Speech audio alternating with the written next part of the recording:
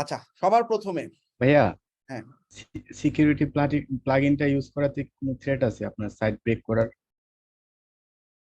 না, প্লাগইনের সাথে side break করবে কেন? না, একজন বলছিল আমাদের গ্রুপে এরকম, না, জিজ্ঞেস করলাম। সিকিউরিটি প্লাগইনের সমস্যা হবে না। আচ্ছা, এইবার আমাদের সবার প্রথমে আমাদের যে ওয়েবসাইটটা আছে, আমাদের ওয়ার্ডপ্রেস ওয়েবসাইটে ঢুকবা। মন দিয়ে খেয়াল করো এই পার্টটা। এইটা একটা বেসিক ওয়ে আমাদের ওয়ার্ডপ্রেসের কোর ফাইলগুলোকে ঠিকঠাক করা, ঠিক আছে? তো আমাদের ওয়ার্ডপ্রেস ওয়েবসাইটে ঢুকলাম। আচ্ছা, ওয়ার্ডপ্রেস ওয়েবসাইটে ঢোকার পর আমাদের সবার প্রথমে আমাদের এই কাজটা করার আগে অবশ্যই ব্যাকআপ নেওয়া লাগবে। কিছু কিছু ক্ষেত্রে রিস্ক থাকবে। তো তোমাদেরকে তো ব্যাকআপের কথা শুরুতেই বলছি, আমাদের একটা ম্যানুয়াল ব্যাকআপ এবং একটা অল ইন ওয়ান দিয়ে বা কিছু একটা দিয়ে ব্যাকআপ নিয়ে রাখবা শেষ, ঠিক আছে? ব্যাকআপ নেওয়া হয়ে গেলে আমাদের ওয়েবসাইটে ওয়ার্ডপ্রেসটাকে আপডেট দিতে হবে। তো আমরা দেখতে পাচ্ছি এখানে ওয়ার্ডপ্রেসটা আপডেটেড আছে, রাইট? 6.0.2 আপডেট চাইলে এইখান থেকেও আপডেট দিয়ে দিতে পারবা, ঠিক আছে? ধরো আমাদের যে এই আমি এখন এই সাইটটাতে আছে, এটা আপডেট করা আছে 6.0.2। মন দিয়ে দেখো। তো আমরা সবার প্রথমে কি করব, আমাদের যখন কোর ফাইলে ভাইরাস থাকবে, হোয়াট ইজ কোর ফাইল? আমাদের ওয়ার্ডপ্রেস যখন বলবে ডাব্লিউপি অ্যাডমিন অথবা এরকম বিভিন্ন ফাইলের মধ্যে ভাইরাস আছে, কই গেল স্ক্যানার? কই স্ক্যান স্ক্যান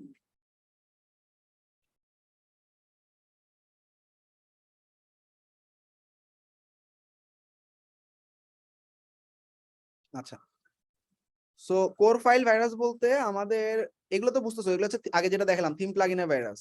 এছাড়া কোর ফাইলের ভাইরাস হচ্ছে যে ডাব্লিউপি ইনক্লুড, ডাব্লিউপি অ্যাডমিন, এই সমস্ত জায়গায় যখন ভাইরাস থাকবে সেটাকে কোর ফাইল বলা হয়, ঠিক আছে? কোর ফাইলেও ভাইরাস ইনজেক্ট হয়েছে।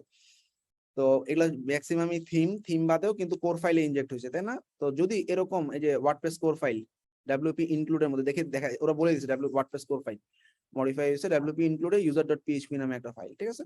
আচ্ছা, তো এই সমস্ত কেসে কি হবে? এই সমস্ত কেসে তোমাদের কোর ফাইলটা যখন ঝামেলা করবে তখন তোমরা ঢুকে যাবা সি প্যানেলে। সি প্যানেলে ফাইল ম্যানেজারে চলে যাবা। ফাইল ম্যানেজারে যাওয়ার পর তোমার যে ওয়ার্ডপ্রেস ওয়েবসাইটটা আছে সেই ওয়ার্ডপ্রেস ওয়েবসাইটটাতে ঢুকে গেলা। মন দিয়ে খেয়াল করো। এবার 1 নাম্বার পয়েন্ট, ওয়ার্ডপ্রেস ডাউনলোড করবা। এখানে লিখবা ডাউনলোড ওয়ার্ডপ্রেস। ওয়ার্ডপ্রেসের লেটেস্ট ভার্সনটাই সবসময় দেখাবে।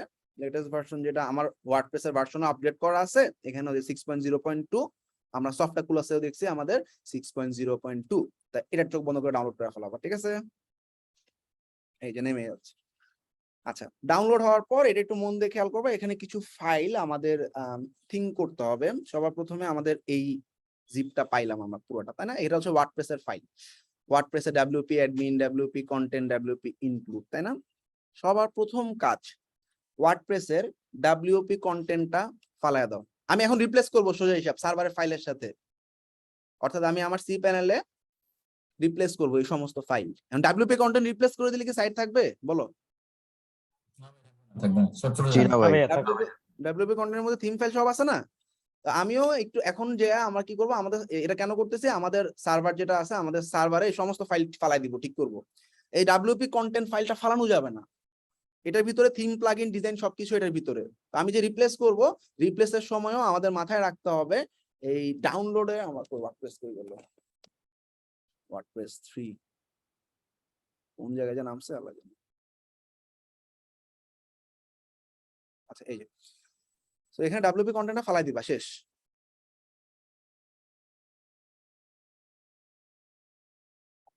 ফালাই দিছি, ক্লিয়ার?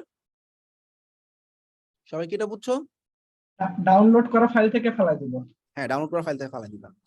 এবার এইটার ভিতরে ঢুকে কন্ট্রোল এ দিবা, কম্প্রেস করবা বা জিপ করবা তোমরা, ঠিক আছে? archive.php নামে ফাইলটা জিপ হয়েছে, তাই না? রিনেম করবা, এটার নাম দিলাম, এটা হচ্ছে নিউ। ওকে, তাহলে new.zip এর মধ্যে এই সমস্ত ফাইল আছে এবং এখানে কোনো ভাইরাস নাই কারণ এটা ওয়ার্ডপ্রেস থেকে নামাইছি মাত্র। ক্লিয়ার? Very good. এইবার মন দিয়ে খেয়াল করো, এই প্রসেসে কিন্তু তোমরা 80% ভাইরাস ক্লিন করে ফেলাইতে পারবা, আমি এখন যেটা দেখাচ্ছি। এইবার আমাদের মেইন সার্ভারের ফোল্ডারে ঢুকলাম, সি প্যানেলে ফোল্ডার ঢুকার পর আমরা সিলেক্ট অল, এখান থেকে কি বাদ দিব, ডাব্লিউপি কন্টেন্ট, তাই না? তাই না? এদের তো বুঝছো, ওইখানে ডাব্লিউপি কন্টেন্ট বাদ দিছি, এখানেও বাদ দিছি। ওকে, জি ভাই। আচ্ছা এইবার এই সমস্ত ফাইলকে সিলেক্ট করে এখানে আমি একটা কম্প্রেস করব, জিপ কম্প্রেস। কম্প্রেস করে ফাইলগুলো ফেলাই দিই। কম্প্রেস রিলোড, এই যে কোয়ারেন্টাইন মানে যে প্রথম ফাইলের নামেই কম্প্রেস হয়। হ্যাঁ, এটার নাম দিলাম, এটা কি ওল্ড দিব না নিউ দিব বলো তো? ভাইয়া ওল্ড। ওল্ড, এটা ওল্ড জিপ, আমার পিসিতে আছে নিউ জিপ, এটা ক্লিয়ার? জি ভাইয়া। আচ্ছা এইবার আমাদের যে নিউ জিপটা আছে ওটা একটু আপলোড করে দিই। হ্যাঁ,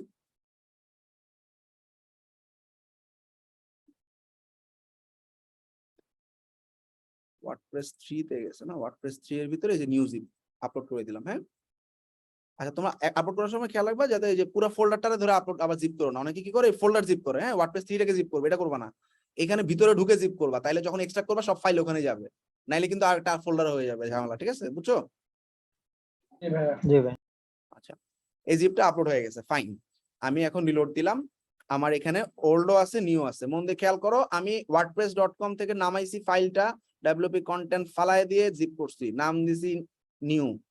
সি প্যানেলে গেছি, ডাব্লিউপি কন্টেন্ট বাদে বাকি সমস্ত ফাইলকে জিপ করছি, নাম দিছি ওল্ড। নিউ জিপটাকে এখানে আপলোড করে দিছি। ক্লিয়ার? এতটুকু বুঝছো? জি ভাই।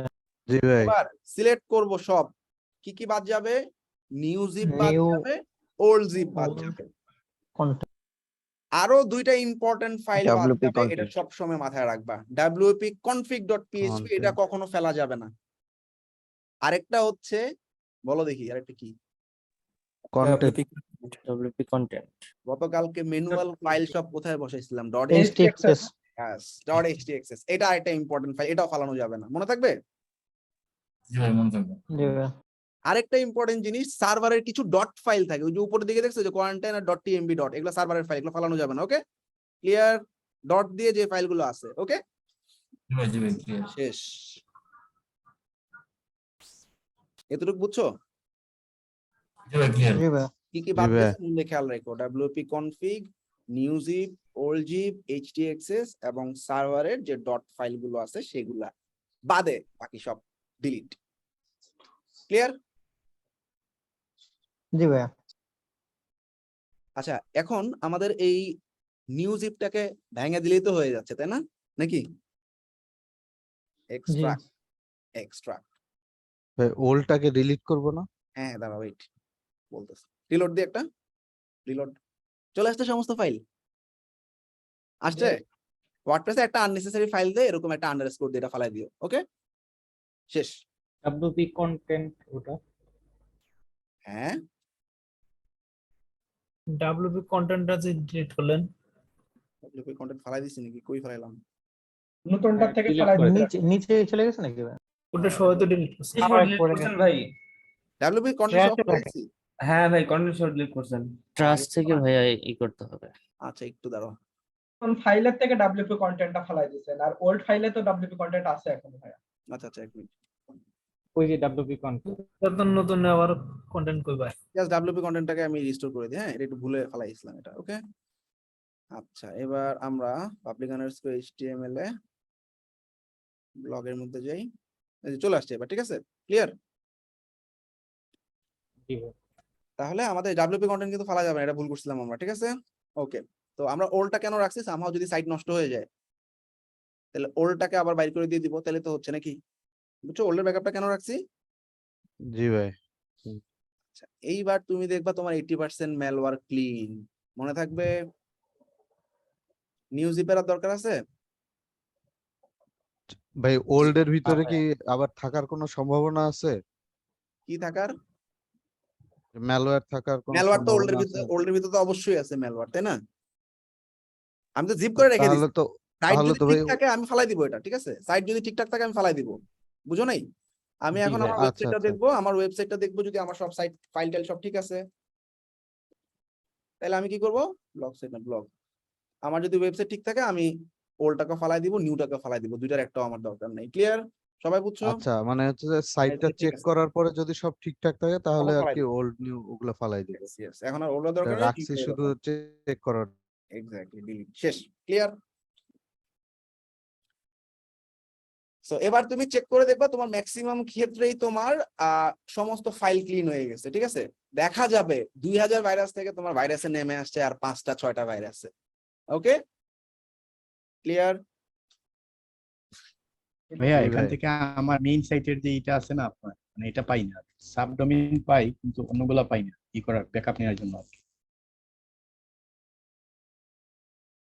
ব্যাকআপ অল ইন ওয়ান দিয়ে এটা ব্যাকআপ নিয়ে নিবা, তাইলে হবে। হ্যাঁ,